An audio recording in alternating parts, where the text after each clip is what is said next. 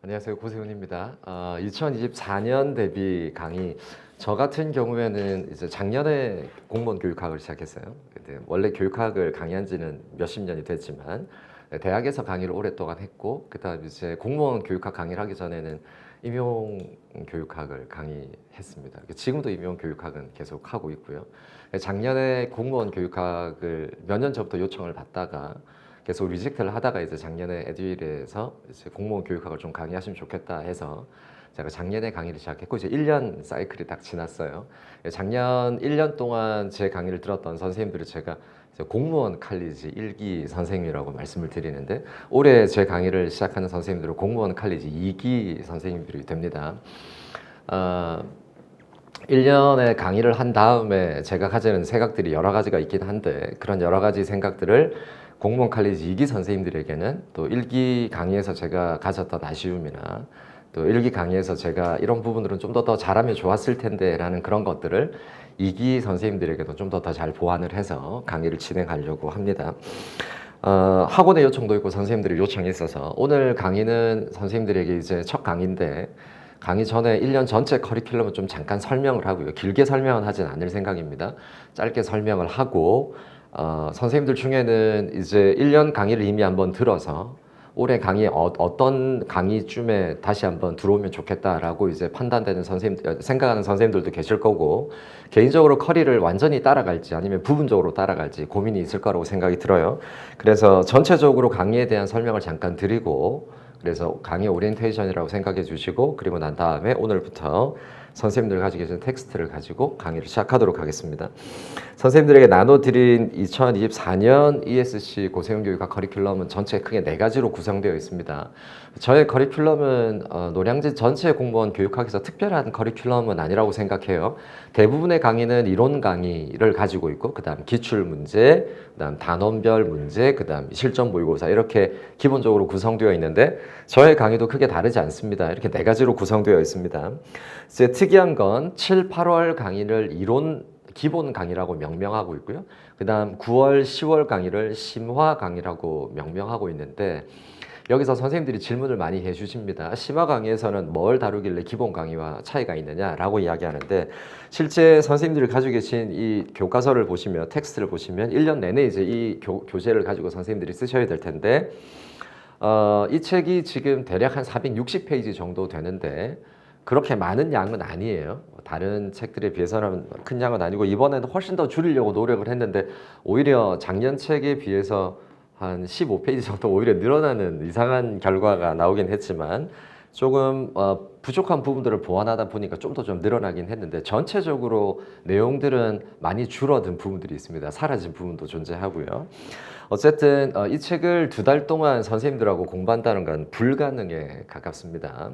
그러니까 제가 마음 먹고 460페이지 정도 되는 분량 컨텐츠를 2달 동안 선생님들이 얼마나 이해하고 받아들이는지 관계없이 제가 이거를 2달 동안 소화해야 된다면 1달 안에도 소화를 할 수 있어요. 그런데 중요한 건 이 강의를 받아들이는 선생님들의 개인차나 선생님들이 이 강의를 받아들이는 습득 속도를 고려해야 되기 때문에 2달 동안 460페이지 정도 분량의 교육학의 하위 영역들을 다 다룬다는 건 불가능에 가깝습니다. 또 그래서도 안 된다고 생각이 들어요. 그래서 제가 임의로 이 7, 8월을 기본 강의라고 하고, 기본 강의에서는 아주 어려운 내용들이 분명히 존재합니다. 교육학 이 내용 안에는 이 부분들은 제가 좀 스킵을 할 거예요. 그래서 교육학에서 가장 기본적인 내용들을 영역별로 완독한다고 생각하시면 좋겠습니다. 그래서 전체적으로 완전히 한번 읽어낸다, 선생님들과 같이 그렇게 생각하시고 이해 중심으로. 그래서 교육 철학에는 어떤 범주가 있고 어떤 개념들이 있고 또 어떤 학자들이 이름들이 거론되는지를 우리가 머릿속에 좀 어느 정도 구조화하는, 그래서 제가 이걸 하우징이라고 이야기합니다. 이게 되게 멋있는 말이죠. 우리가 집을 지을 때 이렇게 뼈대를 만들어야 되잖아요.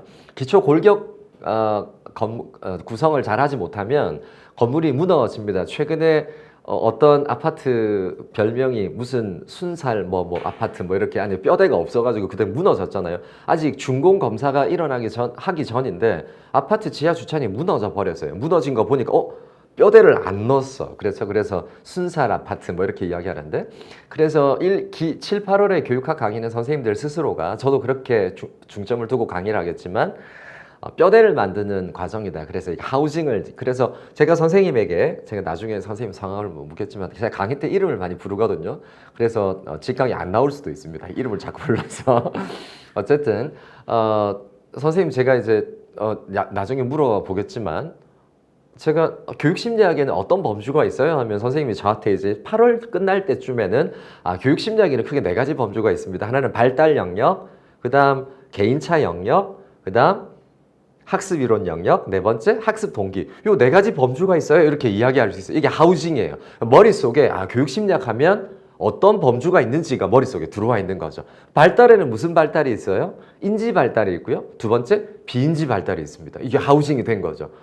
그 다음 개인차. 개인차는 뭐가 있어요? 지능의 개인차도 있고요. 창의성의 개인차도 있고요. 또 학습하는 방법상의 차이도 존재합니다. 이거 학습 방법상의 차이를 교육 심리학에서는 좀 더 세련되게 러닝 스타일, 그러니까 학습 양식이다 이렇게 부릅니다. 혹은 인지 양식이다 이렇게 불러요. 자, 그다음 학습 이론에는 뭐가 있어요? 행동주의 학습 이론도 있고, 그다음 사회인지 학습 이론도 있고, 인지주의 학습 이론도 있습니다. 이게 하우징이에요. 머릿속에 이것들을 가지고 있으셔야지 선생님들이 교육학 개론 시험을 치는데 굉장히 유리합니다. 왜냐하면 교육학 개론 시험에 대한 해설을 제가 2023년도 부분적으로 기출문제 분석에서도 집중적으로 다루겠지만 이제 올해부터는 이론 강의에서도 기출문제를 하나씩 다룰 거예요. 선생님들이 충격을 좀 더 완화시켜주기 위해서 갑자기 문제를 보면 문제를 잘 못 푸시더라고요. 선생님들이 생각보다. 그래서 중간중간에 문제를 설명하고 이 이론 강의에서 배운 내용이 기출에서 어떻게 출제됐는지를 계속해서 선생님들에게 경험시킬 수 있도록 중간중간에 이야기를 할 텐데 이제 이 범주에 대한 이야기를 제가 강조하는 이유는 우리 교육학개론 시험을 들여다보면 범주에 관한 문제들이 굉장히 많이 나옵니다. 저 예를 들어서 다음 중 정신분석학의 이론에 속하지 않는 것은, 그러면 정신분석학이라는 이론적 틀 안에 어떤 개념의 범주들이 있는지를 알고 있으면 예외적인 이론들을 끄집어낼 수 있잖아요. 그래서 교육학개론은 기본적으로 범주에 대한 이해가 굉장히 중요하다. 어떤 특정 영역에 무엇이 들어있는지를 이해하는 게 굉장히 중요한데 우리는 기본적으로 공부하는 과정에서 이런 심리적인 경험들을 합니다. 이제 조급함이 있어요. 7월쯤 되면 아직 선생님들이 이제 시작이니까 조급함이 별로 없는데 이제 9월이 되고 11월이 되고 이제 내년도 훌쩍 넘어가요. 지금 7월이 이제 2023년 중반기 하반기인데 선생님들하고 저하고 이론 강의와 기출문제 분석을 하고 나면 이제 크리스마스예요. 지금 선생님들이 반팔을 입고 계시지만 저는 사계절 내내 긴팔을 입고 있겠지만 선생님들이 지금 반팔 입고 계시지만 어느 순간인가 패딩 입고 있는 시간이 금방 찾아옵니다. 시간이 되게 빨라요.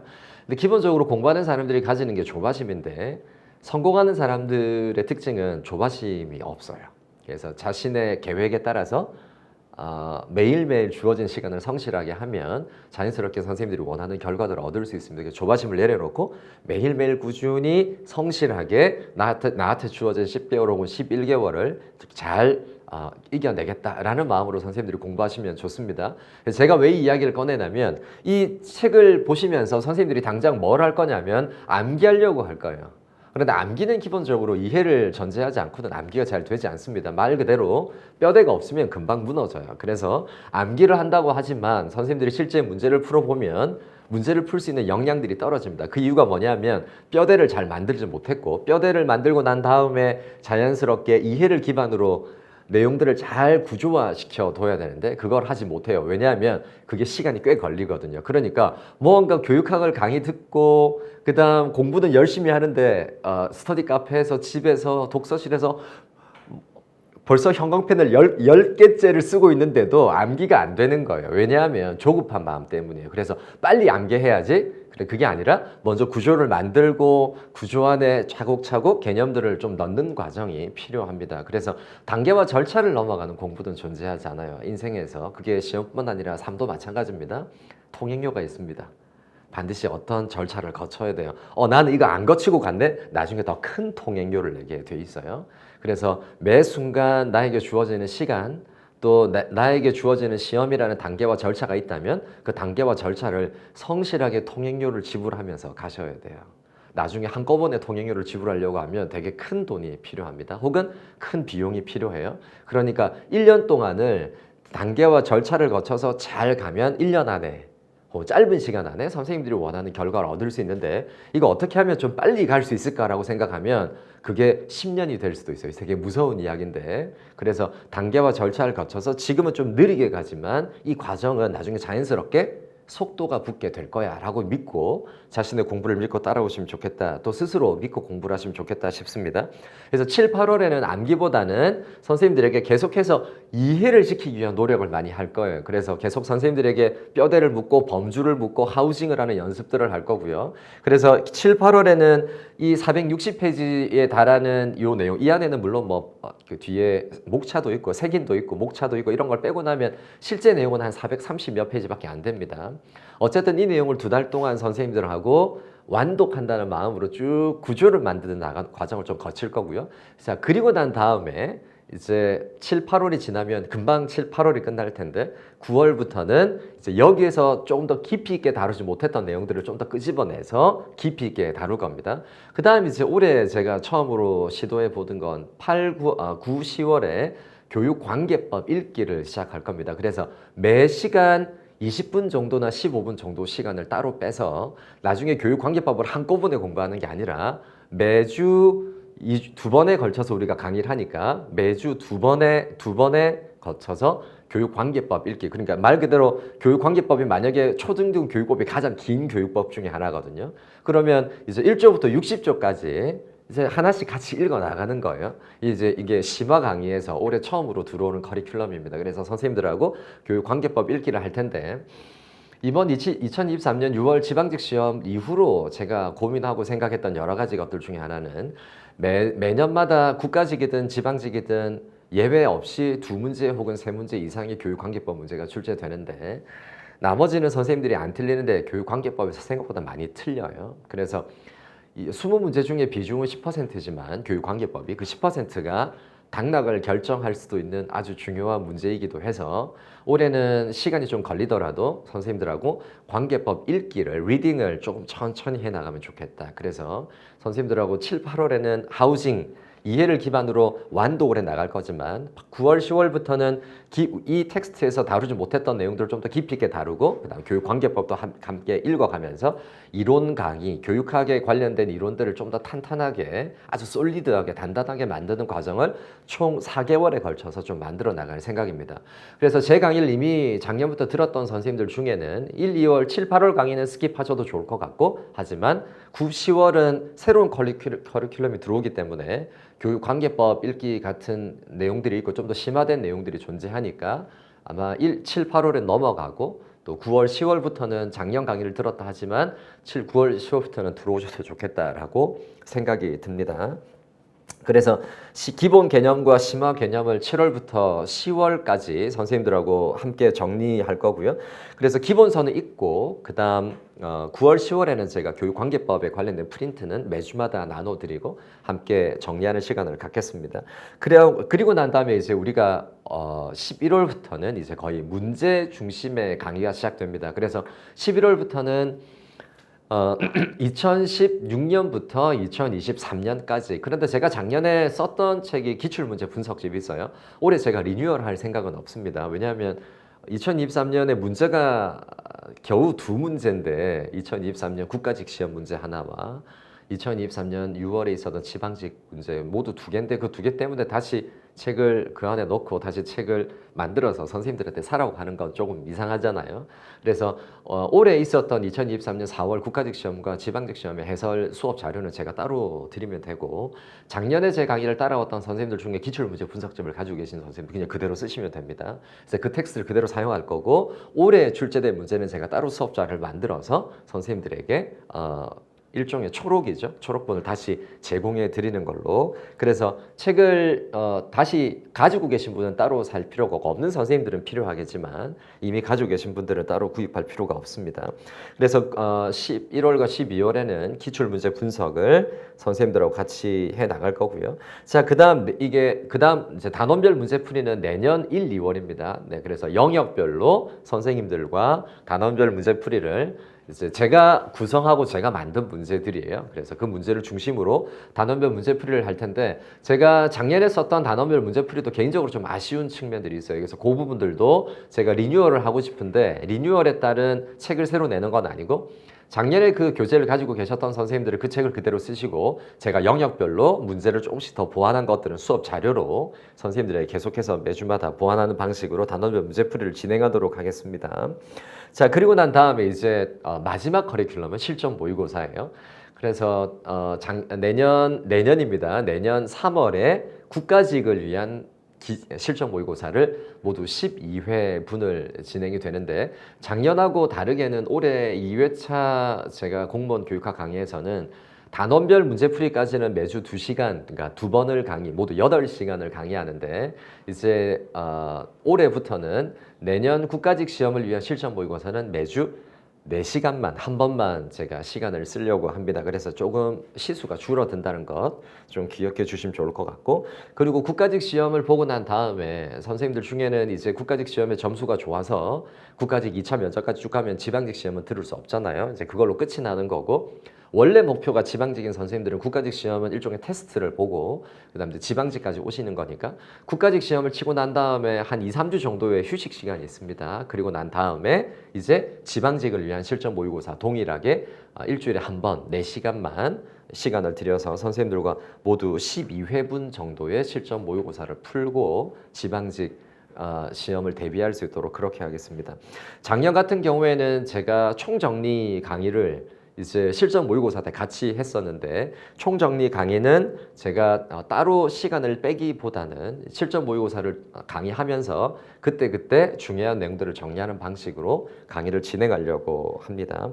그래서 제가 가지고 있는 작년에 제가 교재로 썼던 교재가 모두 총 4권이었는데 이제 여기 있는 실전 기본 이론 강의, 그다음 기출 문제 분석집, 그다음 단원별 문제풀이, 그다음 네 번째 Reminding X라는 총정리한 책이 있습니다. 그 책은 지금 선생님들이 미리 구입하셔서 개인적으로 이렇게 요약책, 일종의 필기 노트 같은 요약책이기 때문에 개인적으로 선생님들이 그거는 개인적으로 구입하셔서 선생님들이 그때그때마다 혼자 들고 다니면서 좀 암기를 위한 책으로 들고 다니셔도 좋겠다 싶습니다.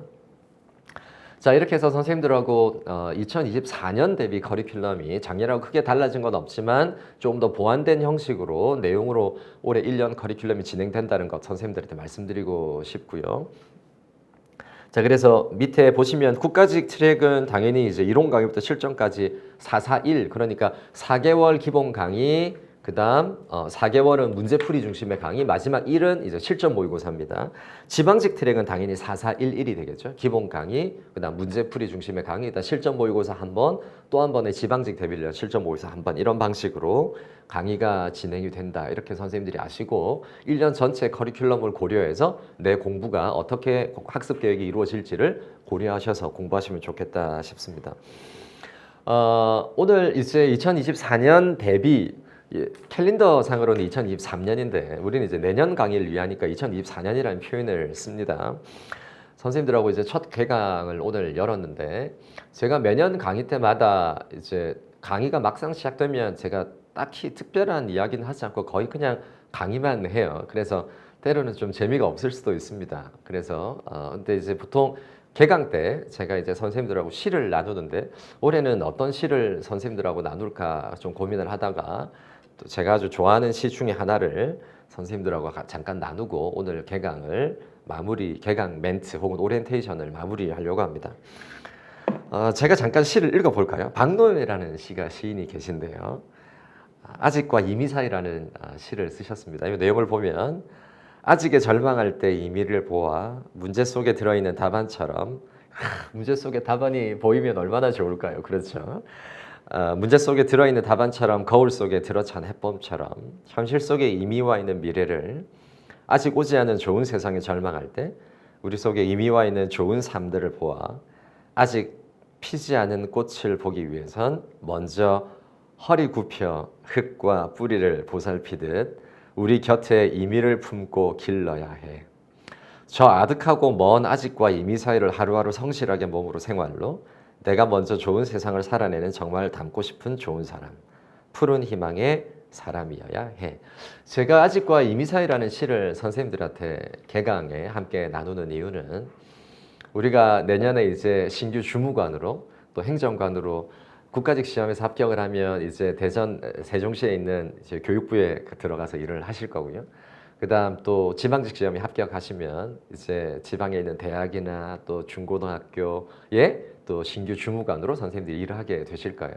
근데 아직 일어나지 않은 일입니다. 그럼에도 불구하고 우리는 우리 마음에 이미 내가 신규 주무관으로서 교육행정관으로서 이미 나는 행정관이야, 나는 이미 교육 공무원이야 라는 마음으로, 공무원으로서의 마음으로 이미 실현된 어떤 미래라고 생각하고 그거 품고, 제가 가장 좋아하는 식구 중에 하나가 이 부분입니다. 먼저 허리 굽혀 흙과 뿌리를 보살피듯 우리 곁에 이미를 품고 길러야 합니다. 공부의 과정은 허리로 굽혀서 흙과 뿌리를 보살피는 과정이라고 생각이 들어요. 선생님들의 공부의 과정을 보면 마음이 많이 아플 때가 있어요.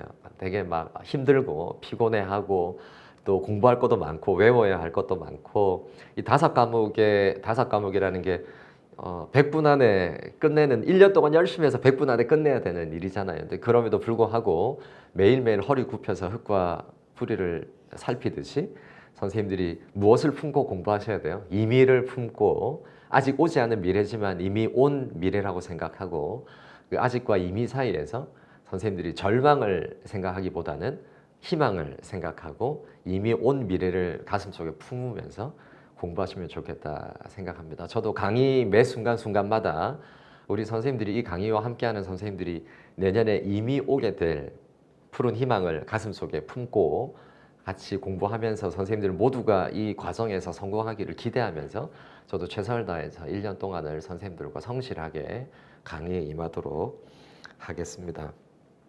아직과 힘들 때마다 책상 앞에 아직과 이미 사이라는 시를 조금 붙여 놓으시고 선생님들이 힘들 때마다 좀 이겨내 나가시는 힘이 되는 시가 되면 좋겠다 싶습니다. 적지 않은 시간인데 선생님들 소중한 시간 일부분을 조금 떼어내서 1년 전체 오리엔테이션을 진행했고요. 또 개강에 관련된 또 선생님들과 이게 좀 나누고 싶은 이야기를 했습니다. 7, 8월에는 이렇게 구성이 될 거예요. 아마 이제 완독이라는 개념이고 하우징이 중요하기 때문에 제가 선생님들에게 이해 중심의 강의를 하려고 노력을 할 건데, 실제 교육학이라는 이 교과목이, 이 전공 과목이 선생님들에게 어렵게 느껴지는 이유가 있어요. 왜냐하면 국어나 영어 같은 경우에는 많이 익숙하잖아요.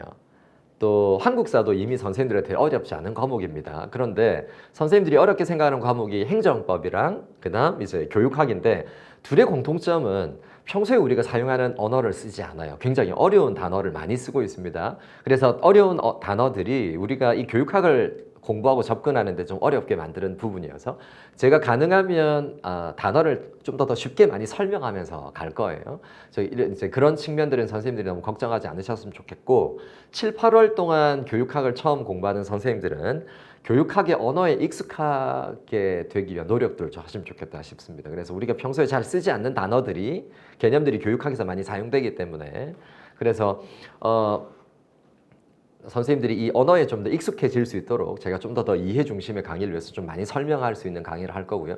그 다음 두 번째는 매 강의가 끝나고 난 다음에, 끝나고 그 다음 강의에서는 전날에 배웠던 내용이나 전주에 배웠던 내용을 제가 항상 복습을 합니다. 이걸 제가 리마인딩이라고 부르는데, 그래서 7, 8월 강의에서는 뭐 9, 10월도 마찬가지지만 강의하고 전날 배운 내용을 복습하는 강의가 항상 끼워져 있어요. 그래서 오늘 우리가 이제 강의를 했던 내용 중에 배운 내용을 내일 제가 강의 전에 많이는 한 20분 정도 시간을 드리거나 좀 더 드릴 때도 있습니다. 좀 어려운 내용이었으면. 그래서 리마인딩 강의를, 복습 강의를 하고 또 강의를 진행합니다.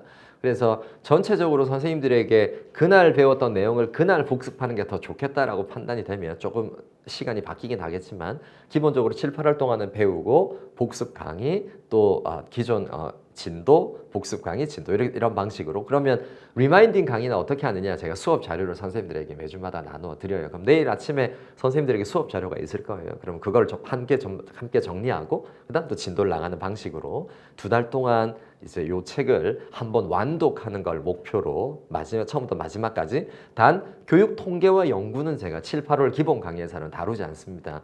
일단 교육 통계와 연구는 기본적으로 설명이 굉장히 많이 필요한 영역이기도 하고요. 두 번째, 우리 교육학개론 시험에서 최근 한 3년 동안은 거의 다루어지지 않고 있고요. 올해 전혀 출제가 되지 않았습니다. 그래서 교육 통계와 연구는 우리 교육학 개론 시험에서 조금 사라지는 추세인 것 같아요.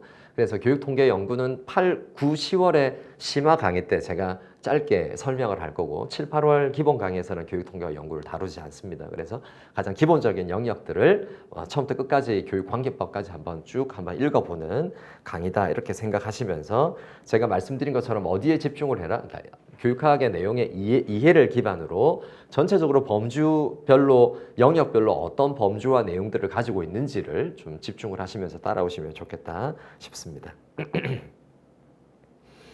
자, 그러면 이제 선생님들하고 텍스트를 함께 다뤄보도록 하겠습니다. 텍스트를 보시면 이제 텍스트에 제가 이제 머릿말을 써 두었고요. 머릿말은 제가 따로 하지 않고 넘어가겠습니다. 개인적으로 선생님들이 필요하시면 좀 읽어보시면 좋을 것 같고. 자, 목차를 보겠습니다. 목차를 보시면 교육의 기초해서 크게 2가지를 다룹니다. 교육의 개념과 교육 제도 이 2가지를 다루는데 가장 기본적인 내용들이에요. 그래서 어려운 내용이 아니고 기본적인 내용들인데 실제 우리 교육학개론 시험에서는 교육의 기초 범주에서는 영역에서는 많이 출제가 되지 않습니다. 거의 출제가 되지 않았다라고 할 정도로 많이 출제가 되지 않은 영역이지만 예전에는 한두 번씩 출제가 되었기 때문에 가장 기본적인 내용들을 다루고 이제 우리 교육학개론 시험에서 가장 많이 출제가 되는 영역은 이제 챕터 2번째부터입니다. 이제 우리나라의 교육 사상적 기초, 그래서 한국 교육사라고 이제 그 이름 부르는 이 부분에서 이제 출제가 매년 2문제씩 거의 예외 없이 출제가 돼요. 근데 작년까지는 그렇게 출제가 되었는데 올해는 좀 예외적으로 한국 교육사가 국가직 시험에는 안 다뤄지고요. 그다음 지방직 시험에만 2문제가 출제가 되었습니다. 원래는 국가직 시험에서도 2문제, 지방직 시험에서 2문제 거의 예외 없이 매년마다 2문제씩 평균적으로 출제가 되었는데 올해 2023년도 4월에 있었던 국가직 시험에서는 한국사가 출제가 안 됐고요. 지방직 시험에서는 한국사가 2문제가 출제가 되었습니다. 어쨌든 선생님들이 내년에 보게 될 국가직 시험에서는 한국사 출제가 2문제가 된다라고 생각하고 정리를 하셔야 됩니다. 자, 여기서 이제 우리가 좀 유념해야 될 게 한국 교육사는 실제로 선생님들이 한국사를 하시잖아요. 그래서 한국사에 대한 이해가 있기 때문에 한국 교육사가 좀 쉽게 받아들여질 것 같은데 생각보다 선생님들이 좀 어렵게 느끼는 부분이 한국 교육사예요. 아이러니하게도. 그래서 이 부분도 외워야 될 게 되게 많다고 생각하면 되게 답답한 텍스트인데 그렇게 생각하지 말고 시대의 추이에 따라서 시대가 변하면서 한국 교육사가 어떻게 변했는지에 대한 논리적인 추정에 따른 텍스트를 따라가다 보면 그렇게 외울 게 많이 없다. 그리고 여러 번 반복하다 보면 선생님들에게 자연스럽게 연도에 따른 시대적 특징들을 잘 정리할 수 있을 거라고 생각이 듭니다. 그래서 교육 사상적 기초를 다루고요. 그다음 세 번째 챕터에서 서양 교육의 사상적 기초로 소위 말하는 이제 서양 교육사와 교육 철학을 챕터 4번째까지 쭉 다룹니다. 그래서 챕터 2번째와 챕터 4번째는 제가 공무원 교육학에서는 챕터 2, 3, 4 이렇게 부분적으로 나눠놨지만 실제 교육학 이론에서는 그냥 교육사, 교육 철학 안에 다 들어와 있는 내용이에요. 그래서 하나의 영역으로 보면 다 교육사, 교육 철학이다 이렇게 보시면 됩니다. 자, 이제 그 다음 나오는 게 교육 과정입니다. 교육 과정에서는 이제 여기 있는 것처럼 교육 과정의 유형, 또 교육 과정의 연구 접근, 개발의 수준, 모형, 교육 목표 및 교육 과정의 구성, 교육 과정의 실행 같은 범주를 가지고 있고요. 현행 교육 과정의 구조와 성격과 구조적 특징이 있는데 올해 2024년도 개정된 여기 이제 업데이트된 교책에서는 2009, 2015, 2022 개정 교육 과정의 주요 내용을 다루고 있습니다. 이 부분은 텍스트만 가지고는 정리하기 어려운 부분이 있어서 여기에 다 담을 수는 없어서 2022 개정 교육 과정의 주요 내용을 여기 다 담으면 텍스트가 몇십 페이지로 더 늘어나요. 그래서 이 부분은 제가 가장 중요한 내용을 따로 빼서 특강의 형식이든 또 9월, 10월의 형식일 때 심화 강의 때 조금 더 보완하는 방식으로 이 내용을 보완하려고 합니다. 자, 그다음에 이제 교육 평가 다루고요. 그래서 선생님들 머릿속에 우리 교육학 개론을 공부하시면서 머릿속에 먼저 하우징을 해야 될 건 뭐냐면 교육의 기초, 그다음 교육사, 교육 철학, 그다음 교육 과정, 교육 평가 이렇게 크게 먼저 범주를 만들어야 됩니다. 다음 페이지에 보시면 이제 평가가 끝이 나면 이제 통계와 연구가 있는데 말씀드린 것처럼 통계와 연구는 이제 기본 강의에서 따로 다루지 않고요. 9월, 10월에 잠깐 다룹니다. 넘어가서 교육 심리. 자, 교육 심리는 우리 교육학에서 가장 많은 개념과 이론을 가지고 있는 영역입니다. 실제로 우리 교육학 개론 시험에서도 출제가 매년마다 2문제 이상씩 출제가 되는 부분입니다. 그래서 출제가 많이 돼요. 그래서 이 부분도 선생님들이 가장 조금 재밌어하는 영역이기도 합니다. 교육 심리가. 그래서 아까 말씀드린 것처럼 제가 교육심리에는 4가지 범주가 있다고 이야기했잖아요. 이렇게 보니까 발달, 개인차, 학습이론, 학습동기 4가지 범주가 있죠. 이렇게 요거를 선생님들이 머릿속에 하우징을 하셔야 돼요. 자, 그 다음 생활지도와 상담입니다. 생활지도와 상담도 매년마다 우리 교육학개론 시험에서 2문제 이상씩 평균적으로 늘 출제되는 영역이고요. 이 부분도 우리가 좀 꼼꼼하게 좀 잘 정리해 둘 필요가 있습니다. 자, 그 다음 페이지로 넘어가시면 교육 방법 및 공학입니다. 마찬가지로 매년마다 출제가 2문제 이상씩 되는 영역이고요. 그 다음 교육 사회 아주 출제가 많이 됩니다. 예외 없이 늘 2문제 이상씩 출제가 되는 주요 영역이고요. 그 다음에 이제 우리는 교육행정이라는 영역에서 앞으로 일을 해야 될 사람들이잖아요. 그래서 당연히 우리 교육학개론 시험은 어느 영역이 제일 중요하냐면 교육행정이라는 범주가 가장 중요하고 실제로 시험 출제도 가장 많이 됩니다. 교육관계법을 교육행정 안에 포함시키면 최소 4문제 혹은 5문제 이상이 20문제 중에 5문제니까 대충 한 몇 %예요? 네, 거의 뭐 25% 정도 이상이 되는 거죠.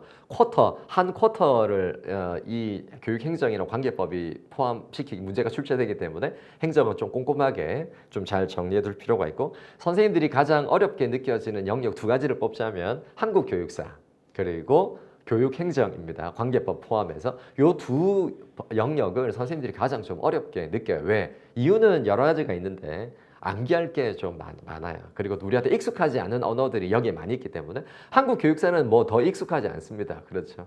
우리가 평소에 쓰지 않는 과거에 있었던 제도들이기 때문에 교육제도나 교육 사상들이기 때문에 우리한테 익숙하지 않아요. 익숙하지 않으면 일단 우리가 좀 멀리하고 싶잖아요. 낯선 것들은. 그런데 공부의 과정은 나에게 익숙한 것들을 공부하는 과정이 아니라 나에게 낯선 것들을 나에게 익숙하게 만들어가는 과정이 진짜 공부예요. 그래서 나한테 원래 익숙한 것들을 공부하는 건 공부가 아닙니다. 그냥 공부라고 착각하는 거예요. 이건 공부가 아닙니다. 공부는 내가 잘 모르는 것들, 내가 잘 몰랐던 것들, 그래서 나에게는 미지의 영역들, 낯선 것들을 나에게 익숙하게 만들어가는 과정이 공부기 때문에 당연히 낯선 사람과 또 낯선 것들과의 만남은 나를 불편하게 해요. 그래서 공부가 불편해야 돼요. 그래서 공부할 때 불편하죠. 내가 공부하고 있구나 이렇게 생각하시면 돼요. 나 왜 이렇게 편하지 공부하면? 공부하고 있지 않는 거예요. 그래서 공부는 기본적으로 불편한 과정을 이겨나가는 과정이고, 이게 이제 내년 4월 국가직 시험을 앞두고 선생님들이 이제 이 5과목이 나에게는 되게 익숙한 과목이 되었어. 그때 이제 선생님들이 자신감을 갖는 거죠. 지금은 계속 불편함을 겪는 과정이다 이렇게 생각하시면 좋겠다 싶습니다. 자, 이렇게 해서 교육학 개론은 이런 영역들을 가지고 있습니다. 많으면 많다고 이야기할 수 있고 적으면 또 적다고 이야기는 할 수 있는데, 제가 선생님들에게 조금 학습 부담에 대한 심리적인 부분을 좀 내려주기 위해서 제가 이제 교육학 요 강의를 하기 전에, 오늘이 7월 13일이잖아요. 맞나요? 딱 보니까 한 달 전에 제가 여기 에듀윌에 와서 뭘 했냐면 그냥 이제 기초 강의 비슷한 2시간짜리 강의, 그때 우리 선생님도 와 계셨었는데 실제로 우리 교육학에서는 1,500개 정도의 개념을 다루거든요. 근데 우리 교육학 개론 시험에서는 300개 미만의 실제로 우리 교육학 시험에 나오는 개념들은 지난 10년간 300개 미만이고요. 그래서 매년 우리가 출제되는 개념들을 보면 30개 미만의 개념들이 우리 교육학 개론에서 출제가 됩니다. 그러니까 아주 단순하게 말해서 우리가 시험에 필요한 개념이 몇 개밖에 없다? 30개밖에 없어요. 실제 시험은 30개 정도 미만의 개념을 다루거든요. 그런데 우리 시험이 감사하게도 제가 이제 나중에 기출문제 분석에서도 이런 표현을 많이 쓰는데 출제 응집성이라는 표현을 많이 씁니다. 이게 뭐냐니까 나왔던 개념들이 매년마다 계속 나와요.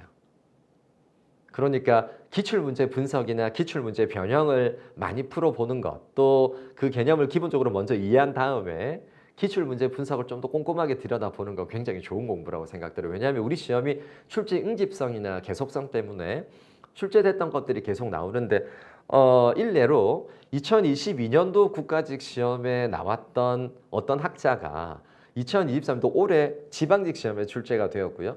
2022년도 지방직에 나왔던 학자가 2023년도 4월 국가직 시험에 출제가 되었어요. 계속 반복되는 거죠. 그러니까 국가직 시험에 나왔던 학자가 지방직에 나오고 지방직에 나왔던 학자가 국가직에 나오는데 1년을 딱 기준으로 바로 전해에 나왔던 학자가 올해 또 나온 거죠. 결국에는 출제 응집성이 있어요. 그래서 한번 나오면 계속 출제가 되는 경향성이 있습니다. 이제 그런 것들을 고려하면 생각보다 내가 그렇게 부담을 가지고 공부할 필요가 없을 것 같아. 왜 우리가 먼저 부담을 가지면 가까워지는데 시간이 엄청 오래 걸리잖아요. 아직도 안 가까워진 사람도 있어요. 그래서 우리가 살면서. 근데 내가 좀 부담을 열린 마음으로 낯선 사람이지만 낯선 것들이지만 열린 마음으로 다가가면 또 쉽게 친해지는 게 인간관계이기도 하고 낯선 것들이기도 합니다. 우리가 외국 유럽 여행을 가보면 우리가 마음이 어때요? 너 어떻게 이게 아니고 완전 열린 마음으로 가잖아요. 너무 호기심을 가지고 또 되게 궁금증을 가지고 우리가 유럽 여행을 떠나잖아요. 그러니까 그런 낯선 것들이 다 아름다워 보이고 낯선 것들이 다 이국적으로 보이고 좋아 보이는 것처럼 기본적으로 마음 스스로를 선생님들이 내가 모르는 것들이지만 내가 이것들을 좀 열린 마음으로 좀 잘 다가가면 쉽게 이해하고 친해질 수 있을 거야 라는 마음으로 접근하면 선생님들이 교육학 개론을 누구보다도 조금 더 잘할 수 있지 않을까라고 생각이 듭니다.